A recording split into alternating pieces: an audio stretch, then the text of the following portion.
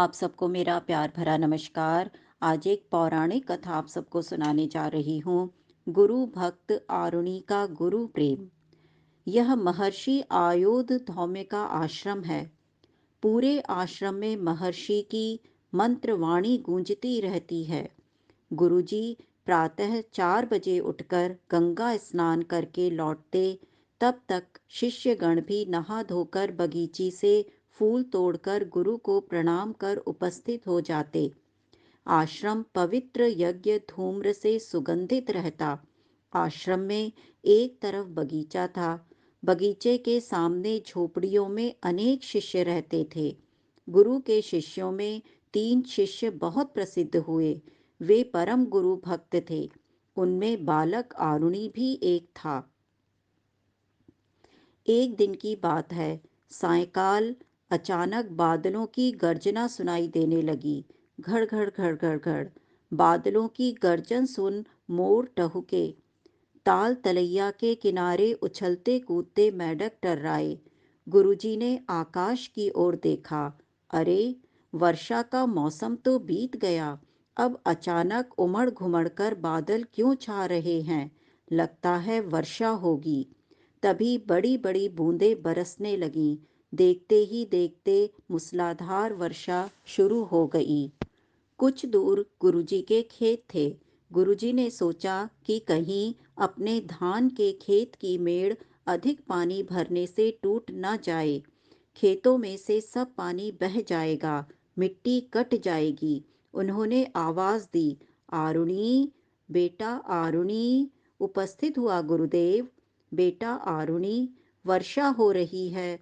तुम खेत पर जाओ और देखो कहीं मेड़ टूटकर खेत का पानी निकल न जाए।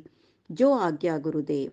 गुरु का आदेश पाकर आरुणि चल पड़ा खेत की ओर। झमाझम पानी बरस रहा था। बादल गरज रहे थे। मोर मस्ती में भर वर्षा के स्वर में टुहुक रहे थे। आरुणि भीगता हुआ भी दौड़ा जा रहा था। गुरुजी ने दूसरे शिष्यों की बजाय आरुणि को आदेश दिया, इसलिए आरुणि खुशी से फूला नहीं समा रहा था। उसके कानों में वर्षा की रिमझिम के स्थान पर गुरुजी की बताई शिक्षा गूंजने लगी। गुरुर्ब्रह्मा गुरुर्विष्णु गुरुर्देवो महेश्वरः। आरुणि ने देखा कि खेत की मेड़ एक स्थान पर टूट गई है तथा वहां से बड़े जोर से पानी की धारा बहने लगी है। आरुणि ने टूटी मेड़ पर मिट्टी जमाकर पानी रोकना चाहा, किंतु बहता पानी मिट्टी को बहा ले जाता। हाय, यह तो सारी मेहनत ही बेकार हो गई। पानी तो ठहरता ही नहीं।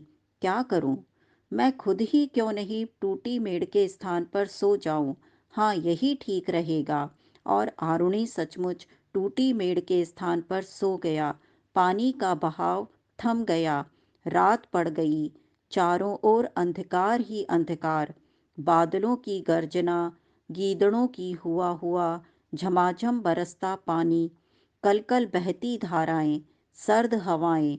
आरुणि का शरीर सर्दी से अकड़ने लगा, किंतु उसे तो एक ही धुन, गुरु की आज्ञा का पालन। बहता हुआ पानी कलकल करता मानो आरुणि को कहने लगा, मैं वर्षा का बहता पानी, मेरी चाल बड़ी तूफानी। उठ आरुणि अपने घर जा, रास्ता दे दे हट जा हट जा। उठ आरुणि अपने घर जा, रास्ता दे दे हट जा हट जा। मगर गुरु भक्त बालक आरुणि का उत्तर था, गुरु जी का आदेश मुझे है, मैं रोकूंगा बहती धारा। जय गुरुदेवा जय गुरुदेवा, आज्ञा पालन काम हमारा। जय गुरुदेवा जय गुरुदेवा, आज्ञा पालन काम हमारा। रात बीतती रही। बादल गरजते रहे। गीदड़ चीखते रहे। मेंढक टर्राते रहे। 1 घंटा, 2 घंटे, 3 घंटे।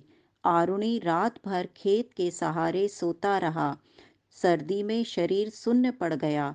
गुरुदेव के खेत से पानी बहने ना पाए, इस विचार से वह ना तो तनिक भी हिला और ना ही उसने करवट बदली। शरीर में भयंकर पीड़ा होते रहने पर भी सचमुच गुरु का स्मरण करते हुए पड़ा रहा। चिड़ियां चहकने लगीं। मुर्गे ने सुबह होने की सूचना दी। गुरुजी नहा धोकर लौटे। सभी शिष्यगण सदैव की तरह गुरुजी को प्रणाम करने पहुँचे। गुरुदेव प्रणाम। प्रसन्न रहो उपमन्यु। गुरुदेव प्रणाम। प्रसन्न रहो बेटा वेद। गुरु ने देखा कि आज आरुणि प्रणाम करने नहीं आया। उन्होंने दूसरे शिष्यों से पूछा, आज आरुणि नहीं दिख रहा है? एक शिष्य ने याद दिलाया, गुरुदेव, आरुणि कल संध्या समय खेत की मेड़ बांधने गया था, तब से अब तक नहीं लौटा। अरे हाँ, याद आ गया, किंतु वह लौटा क्यों नहीं? कहाँ रह गया? चलो पता लगाएं। महर्षि अपने शिष्यों की टोली के साथ आरुणि को ढूंढने निकल पड़े। चलते चलते वे खेत की मेड़ की तरफ जा पहुंचे। बेटा आरुणि, कहाँ हो? किंतु आरुणि का शरीर सर्दी से इतना अकड़ गया था कि ना बोला जा रहा था, ना हिल डुल सकता था। वह तो मेड़ के सहारे पानी के बहाव में मूर्छित पड़ा है, एक ने बताया। सभी वहां पहुंचे। उन्होंने मरणासन्न आरुणि को उठाया, हाथ पांवों की मालिश की। थोड़ी देर बाद उसे होश आ गया। गुरुजी ने सब बातें सुनकर उसे हृदय से लगा लिया और आशीर्वाद दिया, बेटा आरुणि, तुम सच्चे गुरु भक्त हो।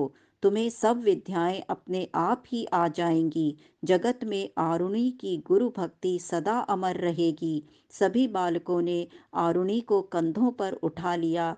घोष होने लगा, गुरु भक्त आरुणि धन्य हो, धन्य हो। गुरु भक्त आरुणि धन्य हो, धन्य हो। गुरु भक्त आरुणि धन्य हो, धन्य हो। धन्यवाद। नमस्कार।